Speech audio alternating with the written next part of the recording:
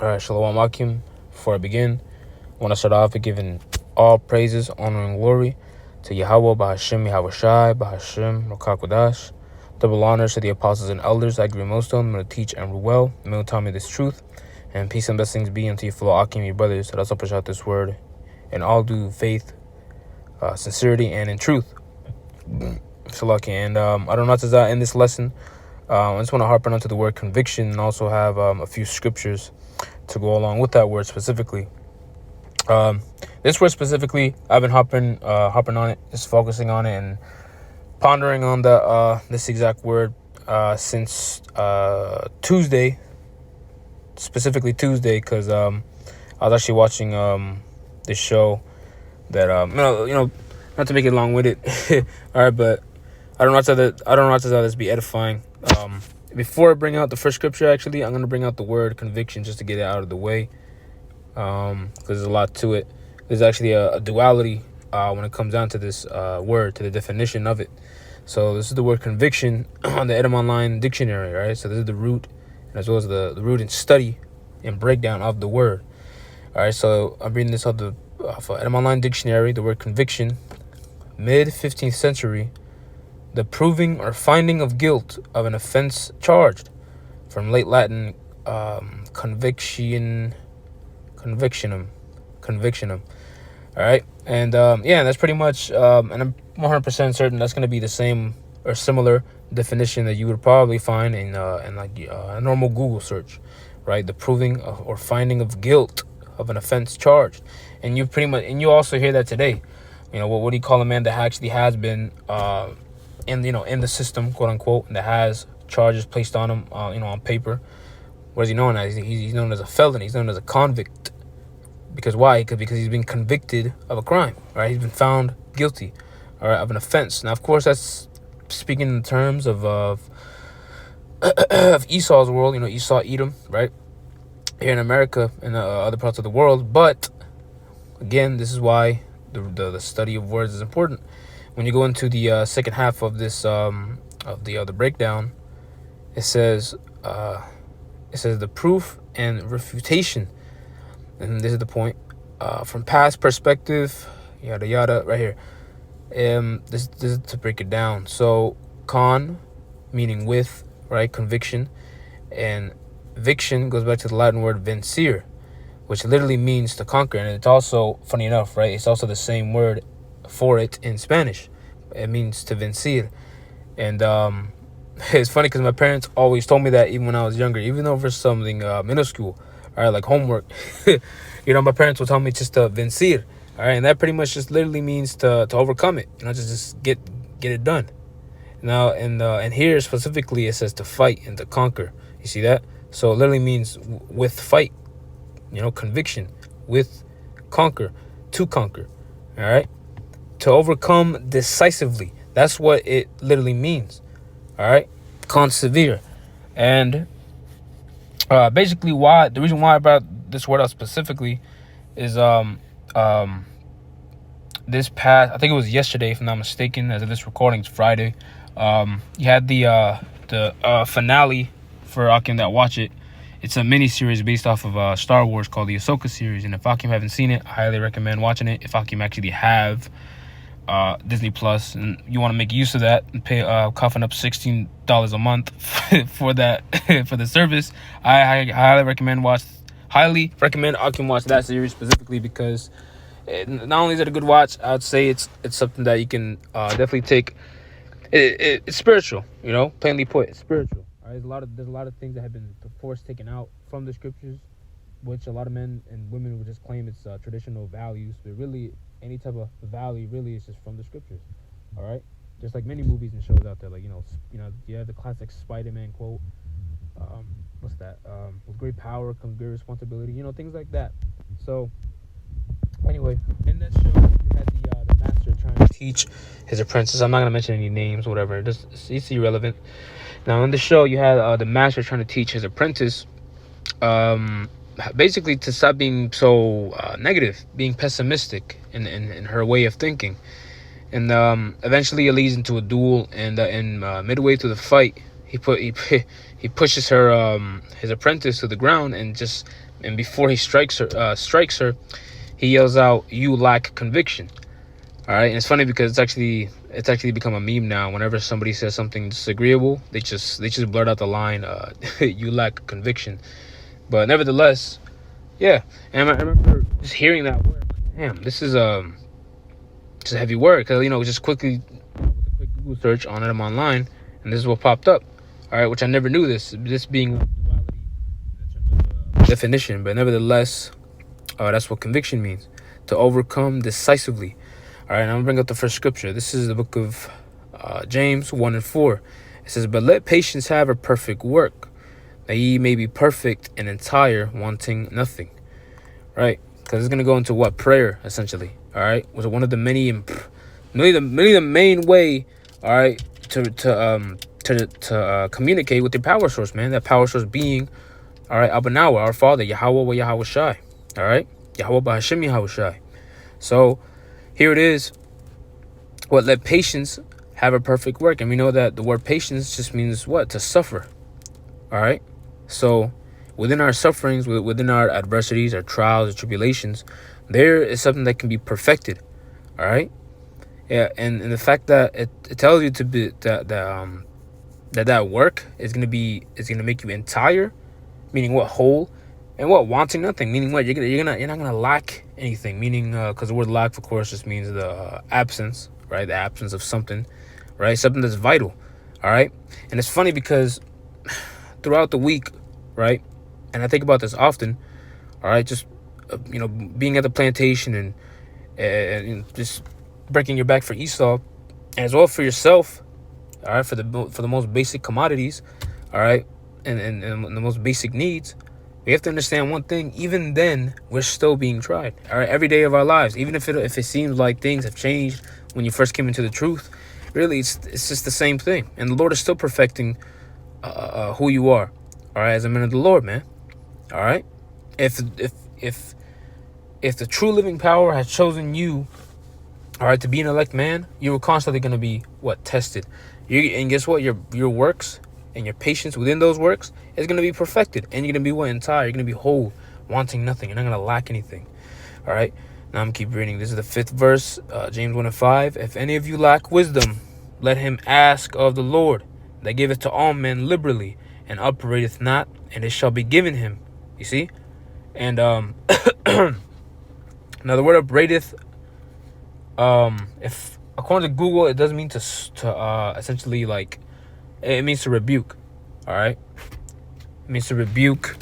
If I'm not mistaken, it also means to scold.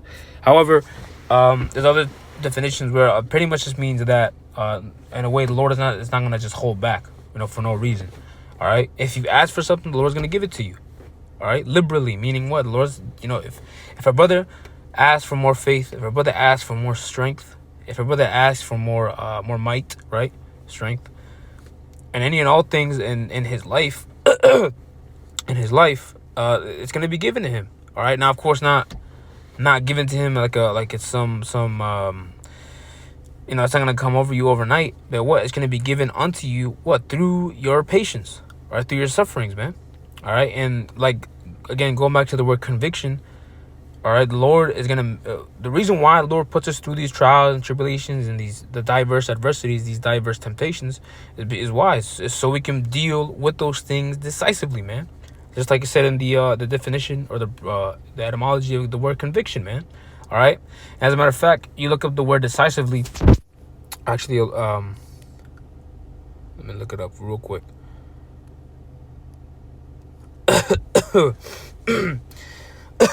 Salakia. The word decisively means in a manner that settles an issue convincingly or produces a definite result in a way that shows the ability to make decisions quickly and effectively. You see? That's literally how the Lord deals with things, man. With definitive results and what? Quickly and effectively. All right? And that's how you know that's the sign of a true and living power. Because first off, the Lord has the power to do just that in any aspects of our lives, but yet he doesn't. And for the purpose, for what? For patience, man. All right? The Lord can easily fix. If you're in a lowest state and you're really going through it, you really don't think the Lord has the power for you to quickly put you on high, just like that. Just like that. All right. Yes, of course, the Lord definitely has the power to do that, man. All right. Look at the state of our people right now, as it has been for years, for centuries, man. All right. And really, as worse as it is now, you really don't think the Lord still has the power to do that? Of course he does. But guess what? For the purpose of prophecy, and for also the patience of the elect to be perfected in this time, it's not going to happen. Salakia, man. Salakia. So when you go, again, looking into the word conviction, that's also what the Lord requires of us, man. All right, to deal with these problems not only head on, but to deal with them decisively. All right, but also wise. One way to look at it is pretty much using the tools, right, that's in your arsenal correctly. You know, with prayer, with fasting, reaching out to brothers that have been dealing with this certain adversity, this specific trial, for a while now. Maybe they've recently got over it. Maybe they're going through it. And if not, you best believe, as the scriptures say, the same affliction or the same warfare that is fought or accomplished in your brethren that are in the world. So other Akim are going through it just like you are. All right. And it's nothing of anything. It's not like a bragging, right? You know, you got to remember these. Just as the scriptures say. What's that? The fiery trial that is set upon you, to think it not strange. Why would the Lord tell you to think it not strange? Because this isn't something that's just completely new, you know. And I'm pretty sure I can know what I mean when I say new. All right. Sure, there'll be adversities that's personally tailored for you, you know, for the purpose of Satan to really get under your skin. But nevertheless, all these things happen to every brother. All right. It's no different. And every brother also is what? They're required to have conviction, man. All right? Every day of our lives, we should be dealing with our problems. Again, not only head on, but also coherently, decisively. All right? And effectively and quickly. All right? That's how the Lord works, does he not? All right? All right, so it shall be given him. Meaning what? So like it goes through what? Through prayer. All right? If you lack wisdom, you do it through prayer. Actually, it's going to say it. Verse 6, it says, "But let him ask in faith, nothing wavering. For he that wavereth is like a wave of the sea, driven with the wind and tossed." All right? And let him ask in faith. All right? Faith, of course, is the number one thing required within all these doings. All right? The patience, all right? And the Lord perfecting our work within that. All right? To be perfect. All right? And what? Wanting nothing. Meaning what? We're not lacking anything. All right, and that's why, man, and it's funny because when you watch that show, the Ahsoka miniseries, and you watch it, pretty much the reason why the character, the apprentice, was going through what she was going through was because she was looking at she was pretty much doing what seemed to be right, and she was doing what's right, but nevertheless her mentality and her way and her attitude of going about certain situations was just totally negative, man. And even the people around her took notice. Like, damn. You know, you're looking at this, it's not even black and white unrighteousness. It's just black to this person, man. And that's definitely not how the men of the Lord are going to deal with, man. All right. And even going back to that word conviction, you know, the duality of both of them, you know, because you best believe, we're convicted, most definitely. All right, gotta remember that the scriptures say that our righteousness is as filthy rags, man. With a comparison like that, you best believe we're definitely convicted with multiple sin and transgressions, yet we're covered by the blood of Hamashiach Yahweh Shai. All right, meaning what? We still have a chance. All right, there's hope for us yet. So the lack therein of conviction and the lack of knowing how to deal and going about certain situations, it don't gotta stay like that, man. All right, it even takes first off, it takes spiritual common sense when you know scriptures like this. All right, like scriptures like these, you just gotta ask the Most High, you know, cry unto him, you know, and not literally cry, but if I can marry in that spirit, it's whatever. All right, but literally cry unto him. All right, nothing wavering. Don't be wishy-washy when praying to the Lord, man. All right, Really pray unto him as if you know, because he will, as if you know that he's going to take care of your problem, and make sure that he gives unto you the right, tailored patience, trials of patience to give unto you. So you can what? Not only build up your faith, but build up those certain aspects that you were lacking in, man. And why? That's why, the same reason why the Lord isn't going to leave you wanting nothing. All right? I'm going to skip to, this is the book of Ecclesiasticus, or Sirach 6:20. It says, she is very unpleasant to the unlearned. He that is without understanding will not remain with her. And the reason why I brought this out, really the whole chapter in itself, of course, that her speaking upon, whenever you see words like this in her,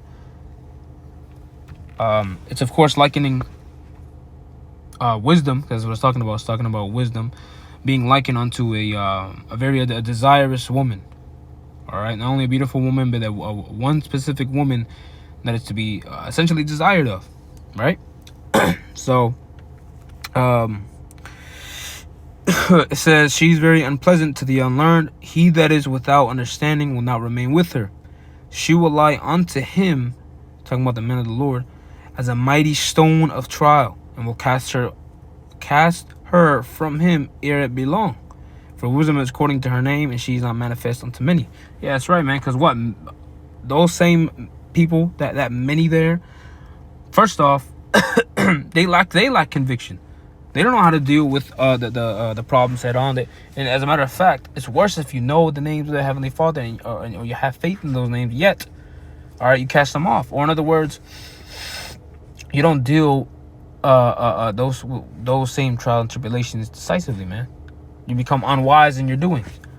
And an unwise doing would be what? Turning to carnal ways. Of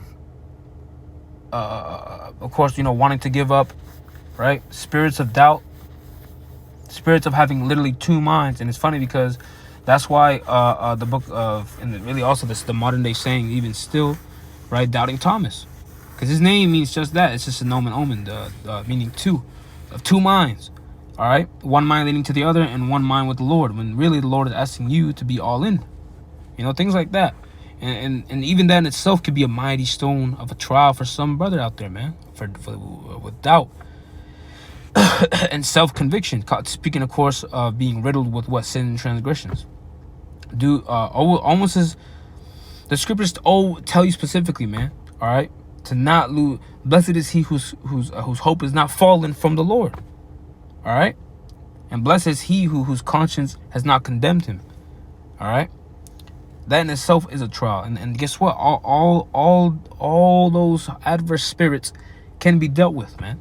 All right, and that's how the elect man, they're not gonna lack conviction. They're gonna have that willpower to actually overcome. All right. Verse 22: for wisdom is according to her name, and she's not manifest unto many. All right, and if you keep reading on down, of course, it's gonna go into that similitude, pretty much. The analogy of being literally put under her subjection. All right, we're literally supposed to be almost submerged in a way. Speaking upon like the baptism, be put under the word, be put under the wise saying of the scriptures. All right, keep those things in your mind for what? To remain strong. All right. Now I'm gonna go to that's pretty much the point. It's not a complicated word, but it was a word that I did indeed want to bring out, and it pretty much just hit all the points I wanted to make. So I'm ended off with this. This is the book of Acts, chapter 14, verse 22. It says, confirming the souls of the disciples and exhorting them to continue in the faith, and that we must. Slakia, hold up. It says, conforming the souls of the disciples and exhorting them to continue in the faith, and that we must, through much tribulation, enter into the kingdom of the Most High. And I haven't read this scripture in a while, but confirming the souls of the disciples, meaning what? This the things that I have spoken about is nothing new. All right, the men of old had to deal with it. All right, the disciples at the time later turned apostles. Even that transition, all right, them going from disciples to apostles, that was hard enough for those men even back then. Salakia. They themselves went through trials and tribulations to achieve and to go into the position of leaders for a reason. All right, those men, those same men, those same wise men that believed unto Yahweh Shai, they had conviction, man. All right, they dealt with their situations not only through the Spirit of the Lord, but also wisely. All right, decisively, quick and efficient. All right, through the Spirit and power of Yahweh Hashem Yahweh Shai. And those things were accomplished through what? Fasting, prayer, and all those things were done what? Diligently. All right, in those same aspects. All right, relying onto the Akim that have been through those same things. All right, having faith, right, and having faith in every one of those things, man. All right, you see how these different things require this, that, and the third. All right, it all works in tandem because this is how the Lord set it up. The tools are here. All right, the tools are all put in front of us. And now all we got to do now is what? Follow the process, man. All right, and make sure that we're not lacking in certain aspects of our lives. And this is why the Lord tells you what to to examine ourselves, man. All right, so we can actually see the aspects and the things that we definitely in those dire moments to see what we actually require, man. All right. So I don't know what this video, this lesson was edifying. I'm gonna close out by giving infinite praises, honor, and glory to Yahweh, Bahashem Yahweh Shai, Bahashem Rakakudash, double honors to the apostles and elders. I agree millstone. I'm gonna teach them real well. And peace and blessings be unto you, fellow Akim, your brothers, that also push out this word and truth, faith, and sincerity. And with that, I'm gonna say Shalom.